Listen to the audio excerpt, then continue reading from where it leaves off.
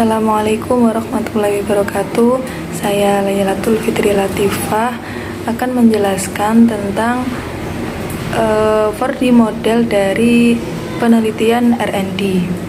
Sebelum kita masuk dalam model 4D, kita harus tahu dulu apa saja model dalam penelitian R&D. Yang pertama ada Borg and Gall. The Borg and Gall research model is a process used to develop and validate educational products. Model Borg and Gall ini memaknai penelitian dan pengembangan sebagai proses yang dipakai untuk mengembangkan dan memvalidasi produk pendidikan dengan mengikuti langkah-langkah siklus, prosedur, dan deskriptif. Yang kedua ada model 4D. The 4D model is one of the research and development methods. 4D models are used to develop device learning. Model 4D merupakan salah satu metode penelitian dan pengembangan. Model 4D digunakan untuk mengembangkan pembelajaran perangkat. Model yang ketiga yaitu EdD. The EdD model was developed by Dick and Carey in 1996 to design a learning system. Jadi model EdD ini salah satu model desain di sistem pembelajaran yang memperlihatkan tahapan dasar sistem pembelajaran yang mudah untuk dilakukan. Yang keempat adalah Azure. The Azure model is a media development model that can assisting teachers in blending media types for the benefit of learning in the classroom. Model Azure ini adalah model pengembangan media yang dapat membantu guru dalam memadukan jenis media untuk kepentingan pembelajaran di dalam kelas. Model ini berorientasi pada KBM. Model Azure didesain untuk membantu guru memanfaatkan media yang sesuai dengan materi yang akan diajarkan di dalam kelas. Nah, kali ini saya akan menjelaskan salah satu model dari penelitian R&D, yaitu 4D. The 4D model is one of the research and development methods. 4D models are used to develop device learning. The 4D model was developed by S. Thiagarajan, Dorothy S. Samuel, and Melvin I. Samuel in 1974. Model 4D ini merupakan salah satu metode penelitian dan pengembangan. Model 4D digunakan untuk mengembangkan pembelajaran perangkat. Model 4D ini dikembangkan oleh S. Thiagarajan, Dorothy S. Samuel, and Melvin I. Samuel pada tahun 1974. And next, development phase of 4D model learning tools. Jadi di sini ada tahapan dalam penelitian 4D ini. Yang pertama ada define, yang kedua design, yang ketiga develop, and yang terakhir disseminate. Yang pertama ada assignment stage atau pendefinisian. The initial stage in the 4D model is the definition of development. Simply put, at this stage in the needs analysis stage. In product development, developers need to refer to development requirements, analyze them, and gather information on the extent to which development needs to be done. Tahap awal dalam model 4D yaitu pendefinisian terkait syarat pengembangan. Sederhananya, pada tahap ini adalah tahap analisis kebutuhan. Dalam pengembangan produk, pengembang perlu mengacu pada persyaratan pengembangan, menganalisa, dan mengumpulkan informasi sejauh mana pengembangan perlu dilakukan. Berikut ini adalah tahapan dalam pendefinisian. Yang pertama ada front-end analysis.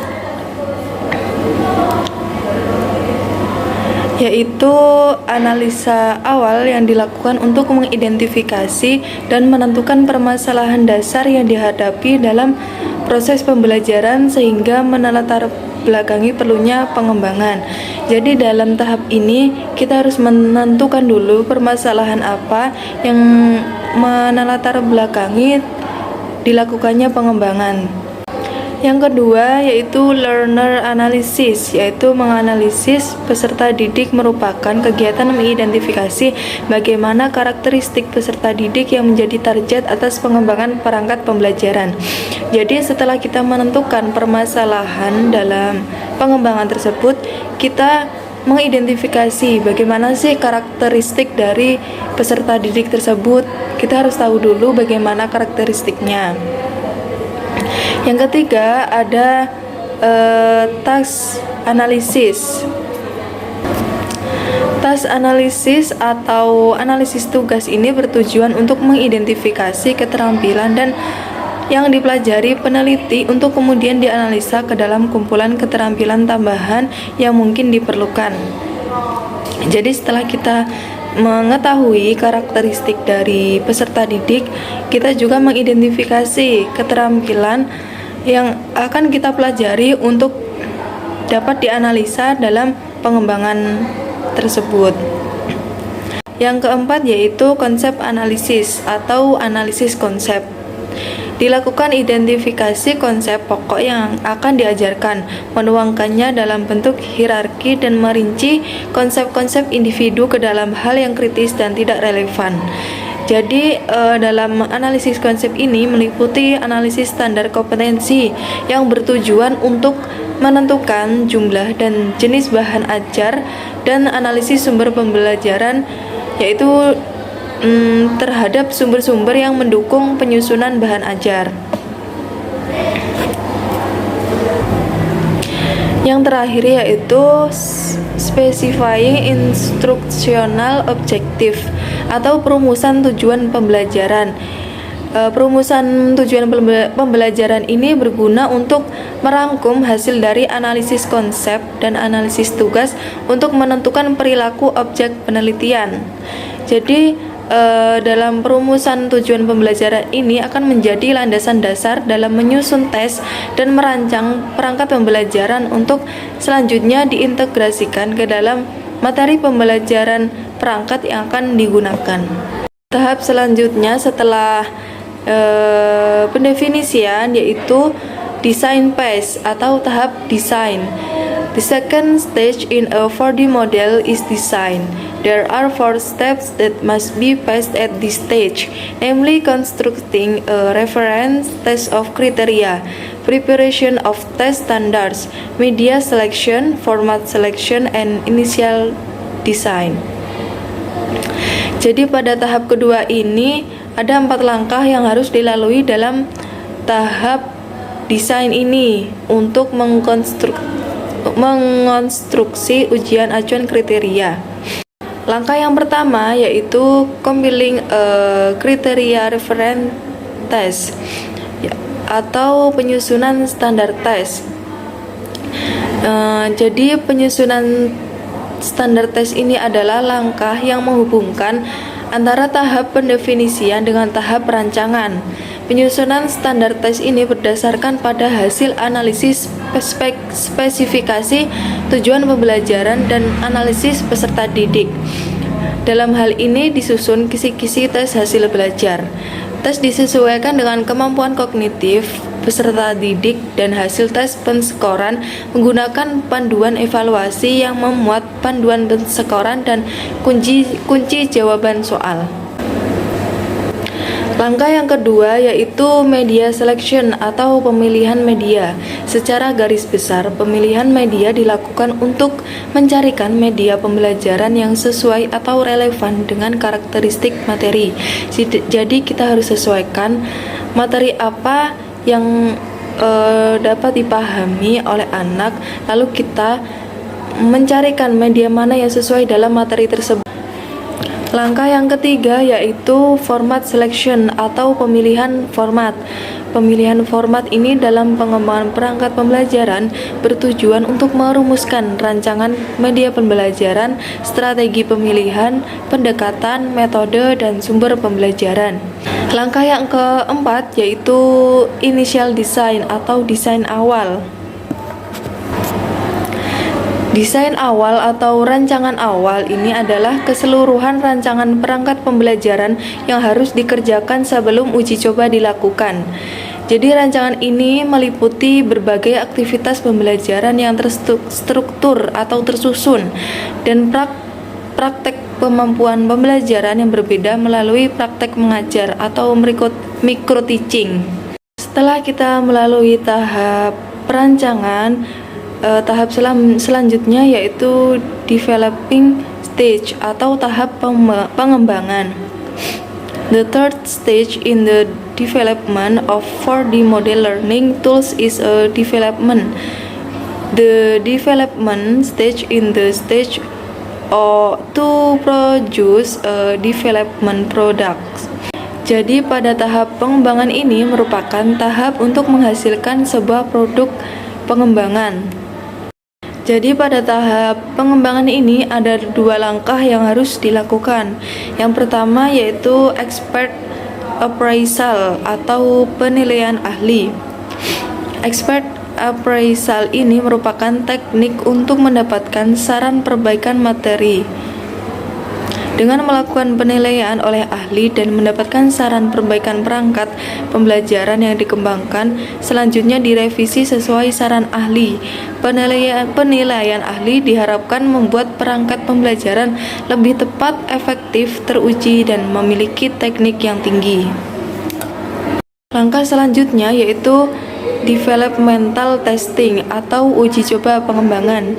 Uji coba pengembangan ini dilaksanakan untuk mendapatkan masukan langsung berupa tanggapan, reaksi, komentar peserta didik, para pengamat atas perangkat pembelajaran yang sudah disusun.